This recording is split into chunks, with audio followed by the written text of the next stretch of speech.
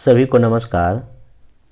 अभी इस छोटे से वीडियो में इंडियन इकोनॉमी भारतीय अर्थव्यवस्था में आज़ादी के बाद कई तरह की समिति का गठन सरकार ने किया है और इस समिति का गठन अलग अलग पर्पज़ से किया गया है। तो मैं इस छोटे से वीडियो में आज़ादी के बाद जितना भी समिति या कमेटी का गठन किया गया है, खास करके इकोनॉमी के लिए, इंडियन इकोनॉमी में सुधार के लिए, रिफॉर्म के लिए, उसका सब मैं इम्पोर्टेंट अभी मैं बताने जा रहा हूँ। और ये लगातार बीपीएससी हर एक बीपीएससी में एग्ज़ाम में पूछा ही जा रहा है। इस बार भी शायद एक समिति से क्वेश्चन पूछा है, तो ध्यान से सुन लीजिए। अगर हो सके तो शॉर्ट में नोट्स भी बना लीजिए। और अभी एग्ज़ाम आने वाले जो एग्ज़ाम 68 है, उसके लिए मैं क्या करूँगा कि जो जितना भी सब्जेक्ट है, या आपका हिस्ट्री है, आपका पॉलिटी है या साइंस है, जो भी सब्जेक्ट है कोर सब्जेक्ट, उसका जो भी मोस्ट इम्पोर्टेंट पार्ट या सेगमेंट है ना, उस सब का मैं शॉर्ट में वीडियो लाऊंगा ताकि आपका पीटी से मैक्सिमम क्वेश्चन वहीं से आ जाए। मेरा ये प्रयास है, जितना हमको टाइम मिलेगा उतना मैं आप लोग के लिए इतना कर दूंगा। बाकी करंट अफेयर्स का जो वीडियो मेरा आता ही रहेगा, उसको आप देखिएगा। अभी तो इकोनॉमिक्स कर रहा हूँ, बाकी हिस्ट्री का और भी जो जितना भी मोस्ट इम्पोर्टेंट चीज़ें हैं वो मैं सब करा दूँगा आने वाले अगले 30 दिन में। तो इसमें कमेटी में जो सबसे पहला जो आपको याद रखना चाहिए, एक ना कोठारी आयोग या कोठारी कमीशन बना था। ये कोठारी कमीशन का जो मेनली जो काम दिया गया था इसको, कि इंडिया में जो एजुकेशन जो सेक्टर में सुधार के लिए, और इसका गठन जो है ना 1964 में किया गया था, कोठारी कमीशन। फिर इसमें जो है एक जो शिव रमन समिति है, शिव रमन, जिनका इंग्लिश मीडियम है उसको इंग्लिश कर लीजिएगा क्योंकि खाली नाम ही इसमें है, शिव रमन कमेटी। ये जो है 1797 में इस कमेटी का गठन किया गया था। इनका जो इन्हीं के सिफारिश पर नाबार्ड जो है ना स्थापना हुआ है। क्वेश्चन इससे पूछ सकता है, नाबार्ड की जो स्थापना आपका हुआ है इसी समिति के सिफारिश पर हुआ है। तीसरा जो इम्पोर्टेंट आपका है, इसमें एक जो है एक सुखमय चक्रवर्ती, याद रखिएगा, सुखमय नाम है आदमी का, सुखमय चक्रवर्ती। ये समिति बना था आपका 1982 में। इनको काम दिया गया था कि जो मॉनेटरी सिस्टम हमारे देश का जो है मौद्रिक प्रणाली में, उसके लिए कुछ सुधार के लिए दिया गया था। मौद्रिक प्रणाली से संबंधित इनका था। एक ये बीपीएससी शायद पूछ भी चुका है, एक खुसरो कमेटी है, खुसरो कमेटी। ये खुसरो कमेटी का जो है गठन 1889 में हुआ था। तो इसमें इनका जो है ना था, जो एग्रीकल्चर में जो ऋण दिया जाता है, लोन दिया जाता है, उसके सिस्टम में कुछ सुधार को लेके, तो कृषि ऋण इसका हो गया, तो इनका था मेन सब्जेक्ट। उसके बाद ये कई बार पूछ चुका है राजा चलैया समिति, राजा चलैया समिति बीपीएससी पूछ चुका है। चलैया समिति लिख लीजिए। चलैया समिति जो है ना, ये 1991 में जब हमारे देश में न्यू इकोनॉमिक पॉलिसी आया था उसी समय का है। इसका मेनली था कि जो टैक्स रिफॉर्म से संबंधित था, टैक्स रिफॉर्म में ध्यान रखिएगा। फिर एक और है छठा, जो सबसे मोस्ट इम्पोर्टेंट है, भी पूछ चुका है, नरसिम्हम समिति। नर जो है ना आपका सिम्हम या सिंघन समिति है। इनका था काम बैंकिंग, पूरे ओवरऑल बैंकिंग सेक्टर में जो है ना रिफॉर्म के लिए। ये 1991 में भी इस समिति का भी जो है ना आपका गठन किया गया था। फिर उसके बाद जो है, हाँ ये ही शायद पूछा है एक और, मल्होत्रा कमेटी। शायद इस बार बीपीएससी यही शायद पूछा है, मल्होत्रा कमेटी। मल्होत्रा कमेटी जो है ना, ये 1993 में इसका बना था। इनका जो मेनली काम था आपका जो इंश्योरेंस सेक्टर, जो बीमा क्षेत्र में जो है ना कैसे कैसे उसमें क्या क्या सुधार हो सकता है उसके लिए। तो सिर्फ आपको याद रखना है बीमा क्षेत्र, और ये क्वेश्चन मैचिंग में भी आ सकता है, ये भी ध्यान रखिएगा। उसके बाद एक और सबसे most important Abid Hussain committee था, आबिद हुसैन कमेटी। आबिद हुसैन कमेटी को जो है ना स्मॉल इंडस्ट्री के लिए दिया गया था, स्मॉल इंडस्ट्री पे काम करने के लिए दिया गया था। और ये कमेटी 1997 में जो है ना आपका बना था। फिर एक और है महाजन समिति, ये आदमी का नाम ही है, महाजन कमेटी। इनको काम दिया गया था कि जो शुगर कैन इंडस्ट्री, जो चीनी उद्योग के विस्तार के लिए, तो खाली क्षेत्र याद रखिएगा। और अगर इनका ईयर याद अगर रखना है आपको, तो इनका था 1997 ही, महाजन कमेटी का भी। उसके बाद जो है इसमें हाँ एक और है मीरा सेठ कमेटी। मीरा सेठ कमेटी का जो है जो हथकरघा इंडस्ट्री हमारे देश में जो है हैंडलूम जो है उनके लिए इनका काम दिया गया था। फिर जो है इसमें अगला जो है जो एक और है जे ईरानी कमेटी। जे ईरानी कमेटी 2004 में बना था मनमोहन सिंह के समय, और इनको काम दिया गया था कि जो कंपनी जो कानून है कंपनी एक्ट में उसमें सुधार के लिए। सबसे जो मोस्ट इम्पोर्टेंट कई बार एग्जाम में हमको लगता है पूछ चुका है MS स्वामीनाथन कमेटी, ये तो आप लोग पता ही होगा, जो कृषि समस्या जो उस समय देश में था उसके लिए दिया गया था। इनका ईयर याद रखिएगा, ये 2004 का ही बात है, ठीक है। MS Swaminathan committee. एक सुरेश तेंदुलकर कमेटी, ये तो गरीबी पर है, सुरेश तेंदुलकर कमेटी, इसका गठन 2005 में हुआ था, और ये गरीबी रेखा को फिर से डिफाइन करने के लिए दिया गया था 2005 में। उसके बाद एक और एग्जाम में पूछ चुका है भूरे लाल कमेटी, नाम है इनका है भूरे लाल समिति या कमेटी। ये जो बना था 2010 में, कब 2010 में मनमोहन सिंह के समय, और इसमें ना मोटर वाहन जो आपका है उसके टैक्स में कैसे कैसे वृद्धि किया जाए उसके रिगार्डिंग ये था। एक सबसे मोस्ट इम्पोर्टेंट और है एक केसी चक्रवर्ती समिति है। ये केसी चक्रवर्ती समिति जो है ये भारत में जो है ना रूरल एरिया में ग्रामीण क्षेत्रों में जो है ना बैंक कैसे स्थापित किया जाए उसके रिगार्डिंग था केसी चक्रवर्ती समिति। एक और था केलकर कमेटी। केलकर कमेटी का गठन जो है ये 2012 में हुआ था। ये भी एग्जाम में बार पूछ चुका है, यूपीएससी पूछ चुका है इसको। इसमें ना टैक्स स्ट्रक्चर में कैसे सुधार किया जाए, इंडिया का जो टैक्स स्ट्रक्चर है, टैक्स का जो संरचना है उसमें सुधार के लिए बनाया गया था। फिर एक और गरीबी से संबंधित समिति का नाम है आपका सी रंगराजन कमेटी, ये आप लोग पढ़े ही होंगे इकोनॉमिक्स में। ये 2012 में, इसका मेनली काम था बीपीएल, वही गरीबी रेखा का जो है ना पॉवर्टी लाइन को डिसाइड करने के लिए दिया गया था। फिर उसके बाद जो आपका नेक्स्ट इसमें कमेटी है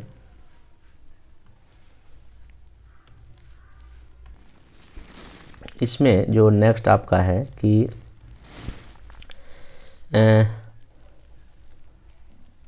बीमल जलान कमेटी, ये भी कई बार पूछ चुका है। बीमल जलान, ये आरबीआई के शायद गवर्नर भी पहले रहे थे, बीमल जलान। जो इनको दिया गया था कि आरबीआई में जो है ना कैपिटल रिजर्व के संदर्भ में जो पैसा कैसे रिजर्व रखती है उसके रिगार्डिंग था। फिर इसमें एक जो है ना आपका जो कई बार पूछ चुका है तारापुर कमेटी, ये आदमी का नाम है तारापुर कमेटी। ये 1997 में इनका जो है ना समिति बनी थी। इनका काम था जो कैपिटल अकाउंट होता है उसमें जो है ना कैसे कैसे चेंजेज होता है उसके लिए। तो पूंजी खाता, इसको ध्यान रखिएगा, पूंजी खाता में परिवर्तन हेतु जो इनका तारापुर समिति का गठन हुआ था। उसके बाद जो है ना एक और था कि राकेश मोहन कमेटी, ये भी इम्पोर्टेंट, ये भी एग्जाम में पूछ चुका है। राकेश मोहन कमेटी राकेश मोहन कमेटी 2006 में बना था। इनको जो मेनली काम दिया गया था कि जो वित्तीय क्षेत्र में सुधार की जांच हेतु, लिख लीजिए, वित्तीय क्षेत्र में सुधार हेतु इनको काम दिया गया था राकेश समिति। एक सबसे मोस्ट इम्पोर्टेंट और है उर्जित पटेल समिति, ये भी यूपीएससी पूछ चुका है इससे क्वेश्चन। उर्जित पटेल का जो था ये 2013 में इनका गठन हुआ था कमेटी का। इनको काम दिया गया था कि जो मौद्रिक नीति हमारे देश में जारी करती आरबीआई उसके रिगार्डिंग इनको काम दिया गया था, ध्यान रखिएगा, मौद्रिक नीति, ठीक ना। उसके बाद जो 7वां वेतन आयोग जो कमेटी का नाम था AK माथुर, ये भी एग्जाम में पूछ चुका है बीपीएससी शायद 2-3 साल पहले, तो ये आप ध्यान रखिएगा। तो इतना कुछ मेन कमेटी है, तो इसको ध्यान रखिए। अब बाकी और अगर कुछ ऐसा होगा तो हम आपको जो है ना बताएंगे। इसी में एक चीज़ और मैं आपको कर देता हूँ अभी साथ ही साथ कि कई बार इंडेक्स जारी होता है, तो इंडेक्स कौन कौन संस्था जारी करती है बीपीएससी या और भी एग्जाम में कई बार पूछा जाता है। तो आप कुछ मोस्ट इम्पोर्टेंट मैं बता देता हूँ इंडिया के लिए भी और नेशनल लेवल के लिए। तो सबसे बड़ी बात ह्यूमन डेवलपमेंट इंडेक्स जो जारी करती है आपकी जो UNDP, तो ये सब आपको याद ही होगा।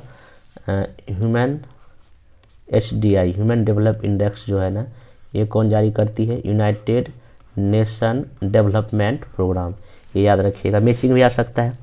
उसके बाद जो है आपका इसमें जो इंडिया का जो इनोवेशन इंडेक्स, जो नवाचार इंडेक्स जो है, ये आपको जारी करती है कौन? नीति आयोग। ये तो आपको पता ही होना चाहिए। उसके बाद जो है एक जो है ना जो वर्ल्ड लेवल पे जो इनोवेशन इंडेक्स जारी करती है, वर्ल्ड इनोवेशन इंडेक्स, ये जो है जारी करती बीपो, वर्ल्ड इंटेलेक्चुअल प्रॉपर्टी ऑर्गेनाइजेशन, बीपो नाम है इसका, वर्ल्ड लेवल पे। उसके बाद जो है करप्शन इंडेक्स, जो वर्ल्ड लेवल जो भ्रष्टाचार सूचकांक है, करप्शन लेवल जो करप्शन कितना है नहीं है इंडेक्स जो है, वो ट्रांसपेरेंसी इंटरनेशनल, ये भी बहुत बार एग्जाम में पूछा जा चुका है, ट्रांसपेरेंसी इंटरनेशनल। जो आपका जो हैप्पीनेस इंडेक्स है, हैप्पीनेस रिपोर्ट जारी होती है वर्ल्ड के लेवल पे, वर्ल्ड हैप्पीनेस रिपोर्ट जो है ना हर एक साल जो है ना यूएनओ का एक जो है ना सतत विकास समाधान नेटवर्क है, मतलब कि सस्टेनेबल डेवलपमेंट सॉल्यूशन नेटवर्क, ये जो है ना आपको जारी करती है। उसके बाद जो है इसमें आपका हाँ जो लैंगिक असमानता, जो जेंडर जो अनइक्विटी इंडेक्स जो है ना, ये भी यूएनडीपी ही जारी करता है, ये ध्यान रखिएगा। फिर जो है ना पूरे वर्ल्ड के लेवल पे जो है आपका जो financial stability report, world financial stability report, मतलब कि वैश्विक वित्तीय अस्थिरता रिपोर्ट जो है ना, ये हर एक साल जो है ना आपका IMF, world monetary fund, IMF जो है ना जारी करती है। फिर वर्ल्ड डेवलपमेंट रिपोर्ट, ये भी पूछ सकता है, वर्ल्ड डेवलपमेंट रिपोर्ट, विश्व का जो विकास रिपोर्ट जो है ना, ये आपका वर्ल्ड बैंक जारी करती है। उसके बाद जो है इसमें एक और ध्यान रखिएगा कि ह्यूमन कैपिटल इंडेक्स, मानव पूंजी सूचकांक, ह्यूमन कैपिटल इंडेक्स या सूचकांक जो है ना, ये वर्ल्ड इकोनॉमिक फोरम जारी करती है, विश्व आर्थिक मंच जारी करती है। तो ये इतना हो गया, तो आप इतना याद रखिएगा। एक और जो था ईज ऑफ लिविंग इंडेक्स, ये वर्ल्ड बैंक जारी करती है, ईज ऑफ लिविंग इंडेक्स। ये कुछ मोस्ट इम्पोर्टेंट हो गया, इंडेक्स हो गया, आप इसको जो है ना ध्यान में रखिएगा। बाकी हाँ एक और जो है सबसे, ये भी यूपीएससी पूछ चुका है, ये जो पूछा था यूपीएससी एक बार की जो है ना वर्ल्ड प्रेस फ्रीडम इंडेक्स कौन जारी करता है? तो वर्ल्ड प्रेस फ्रीडम इंडेक्स जो है ना आपका, ये करता है रिपोर्टर्स विदाउट बॉर्डर्स, एनजीओ है रिपोर्टर्स विदाउट बॉर्डर्स। तो ये भी एग्जाम में आपका पूछ चुका है, तो इतना आप ध्यान रखिए। तो बाकी नेक्स्ट में ऐसे इकोनॉमिक्स में जैसे कि नेशनल इनकम से रिलेटेड जो भी जो फैक्ट एंड फिगर है नेशनल इनकम का, वो करा दूंगा। फिर आपका जितना भी जो प्लानिंग हुआ है 1 से लेकर 12 तक में क्या क्या उसमें क्वेश्चन बन सकता है पीटी के पर्पज़ से। फिर आपका जो एग्रीकल्चर है, इंडस्ट्री है, या बैंकिंग सेक्टर में जो लेटेस्ट डेवलपमेंट हुआ है वो सब तो इकोनॉमिक्स का कर दूंगा। फिर हिस्ट्री में हम कोशिश करेंगे कि जैसे कि कुछ जो छुपा रुस्तम टाइप का क्वेश्चन होता है हिस्ट्री में, जैसे कि एंशिएंट हिस्ट्री में, या आपका जो है मेडिएवल हिस्ट्री में, फिर आपका मॉडर्न हिस्ट्री में, इस तरह क्वेश्चन भी करा दूंगा। बाकी पॉलिटी में भी कुछ जो एक्स्ट्रा जो टाइप का क्वेश्चन पूछता है ना, तो वो मैं कोशिश करूंगा छोटे छोटे वीडियो क्लिप में आपको जो है ना लगातार 10-15 मिनट की वीडियो में आपको बताऊं। तो बाकी आप लोग पढ़ाई जारी रखिए, पढ़ाई में कोई ढिलाई नहीं कीजिए। एक सलाह देना चाहूँगा कि मैथ, देखिए अभी तक क्या होता था, जब फिर नेगेटिव मार्किंग नहीं था बीपीएससी में, तो मैथ में लोग क्या करते थे कि तुक्का मार देते थे। तो अब ये ज़माना गया, अब तुक्का तो मारना ही नहीं है। तो अब मैथ के लिए मेरा सलाह यही रहेगा आप लोग से कि कम से कम आधा घंटा 30 मिनट जो है ना अभी से लेके अगले 30 दिन तक दीजिए, मतलब कि 15-20 घंटा मैथ के लिए दीजिए। इसमें आप क्या कीजिए कि किसी भी यूट्यूब के चैनल से जो एसएससी का जो मैथ पढ़ाता होगा ना, आधा घंटा उसका कोई ना कोई वीडियो देखिए, जैसे कि मेनली परसेंटेज का, प्रॉफिट एंड लॉस का, और भी जो क्वेश्चन पूछता है, और खासकर previous year question bank BPSC का है मैथ का, उसको एक बार देखिए अभी। बाकी मेरा भी यूट्यूब में कुछ मैथ का बना हुआ, बाकी और भी मैं कुछ मैथ का आपको वीडियो बना दूंगा, लेकिन अभी से आपको आधा घंटा मैथ पर जो थोड़ा सा फोकस करना चाहिए। क्योंकि देखिए अभी अगर 10 में अगर मैथ में से अगर आपको मान लीजिए कि 8 भी अगर सही हो गया तो समझिए आप जो है ना बहुत फ़ायदे में रहिएगा, इसलिए क्योंकि अब ये बहुत बड़ा फैक्टर हो गया 8 नंबर। जिनका मैथ बैकग्राउंड नहीं है वो थोड़ा कोशिश करें, अगर हो सके तो बनाएं। बाकी जिनका मैथ बैकग्राउंड है तो वो भी प्रैक्टिस करें, क्योंकि मैथ बीपीएससी में मैथ कभी कभी उठपटांग टाइप का पूछ जाता है, इसलिए उसको हैंडल करने का आपको प्रैक्टिस करके जाना ही पड़ेगा। और एग्ज़ाम को ईजी नहीं लीजिए मेरे ख्याल से, अगले 40 दिन तक अच्छे से पढ़िए। ईजी में मत लीजिए, आप सोचिए कि आपका कॉम्पिटिशन 4 लाख लोगों में है और आपको इससे मात्र देखिए 281 सीट है, हालांकि बढ़ने का चांस है, सूचना आ रहा है नया साल में कुछ ना कुछ बढ़ेगा, तो फिर भी बढ़े ना बढ़े वो अलग बात है, लेकिन अभी आपको समझना 281 मान के चलना है, तो इसी में आपको जो क्वालिफाई पीटी में करना है। तो बाकी करें। बाकी जो जैसे कि नया सिलेबस जो एसए निबंध आया है तो उसके लिए अधिक तनाव मत लीजिए। एसए के लिए मैं लगभग 100+ एसए जो है ना आपको मैं करा दूंगा, मेरे पास ऑलरेडी सब कुछ यूपीएससी का बना हुआ है। तो अभी वीडियो मैं इसलिए नहीं बना रहा हूँ क्योंकि सब लोग पीटी में लगे हुए हैं। अगर मैं अभी यूपीएससी का अगर एसए का अगर मैं अभी लेक्चर लूँगा तो फिर कोई लोग देखेगा भी नहीं, उसको तैयारी भी नहीं करेगा, तो मैं पूरा करा दूंगा। हाँ 69 जिनको देना है वो एसए के लिए तैयारी कर सकते हैं, 69 के अलग मैं उसको बताऊँगा, ठीक ना। तो इसको आप टेंशन, एसए के लिए कुछ नहीं करना है, बस एसए में कुछ नहीं है कि आप जो जीएस पेपर फर्स्ट और सेकेंड पढ़िएगा, फर्स्ट एंड जो सेकेंड पढ़िएगा, फर्स्ट सेकेंड का जो जीएस है उसी का निचोड़ है। हाँ लेकिन बस यही कि उसमें लिखने का आपको स्टाइल तरीका पता होना, कैसे भूमिका, कैसे बॉडी पार्ट, कैसे निष्कर्ष, कैसे कहाँ किस चीज़ डालना है, कैसे कौन सा कथन डालना है, वो सब कुछ मैं बताऊंगा। अभी आप तत्काल क्या कर सकते हैं, जो मेरा पेपर कटिंग आता है, पेपर कटिंग में देखिएगा मैं लिख देता हूँ ये एसए का टॉपिक है, और मैं वहाँ एक एसए में लिख भी देता हूँ। आज ही का पेपर कटिंग जो मैं दिया हूँ उसमें मैं टॉपिक डाला था न्यायपालिका समस्या और समाधान, क्योंकि ये एक बर्निंग इशू हमारे देश के लिए भी न्यायपालिका का मुद्दा है। तो मैं देखिए वो लिखा हूँ न्यायपालिका समस्या और समाधान, एक ऐसे बन सकता है। इसके पहले भी मैं कुछ और भी कल परसों तक मैं दिया था, हमको भी याद नहीं है। तो सिर्फ आप पेपर कटिंग में देखिए कि मैं कौन सा टॉपिक दिया हूँ। देखिए होता क्या है कि जैसे कि जो मेरा जो पेपर कटिंग रहता है, जो मैं क्वेश्चन जीएस और मेंस ऐसे का लिखता हूँ, ये आपको ये फ़ायदा करेगा। अगर अभी आप ऑलरेडी अगर क्वेश्चन को अगर अभी पढ़ लेंगे तो अगर वही एग्जाम में अगर आएगा तो अच्छा लगा, चाहिए तो मैं क्वेश्चन कहीं ना कहीं पढ़ा हूँ या पढ़ी, इसलिए थोड़ा जो मैं क्वेश्चन वहाँ डालता हूँ उसको थोड़ा ध्यान रखें। और इस बार जो भी एग्जाम हुआ है मेंस का, मेंस जो अभी जीएस पेपर फर्स्ट और सेकंड हुआ, आप देख लीजिए एक भी क्वेश्चन पेपर फर्स्ट या सेकंड का एक भी क्वेश्चन हमारे जो भी टेस्ट सीरीज लिया, और यहाँ इवेंट जो मैं दिया मॉडल आंसर सबको, लगभग मैं जीएस में 150 से प्लस सबको जीएस का दिया था मॉडल आंसर, उसी में इर्द गिर्द क्वेश्चन थे। इसलिए जीएस का भी तनाव टेंशन नहीं लेना है और एसए का टेंशन नहीं लेना है। अब बाकी तब तो ऑप्शनल आपका तो क्वालिफाइंग हो गया, तो वहाँ तक अब कम भी मेहनत करेंगे तो आपका चीज़ें हो जाएगा। तो बस अभी पीटी पढ़िए अगले 40 दिन। बाकी बहुत लोग कॉल आता है कि फिर मेंस का कैसे होगा, मेंस मैं हूँ, मैं करा दूंगा, 3 महीने सफिशिएंट टाइम है। हाँ लेकिन पढ़ना ज़्यादा पड़ेगा क्योंकि एसए का प्रैक्टिस करना पड़ेगा। बाकी अभी पीटी पर फोकस कीजिए। बाकी हम छोटे वीडियो के साथ मिलते रहेंगे, मिलते हैं नेक्स्ट वीडियो में। Thank you.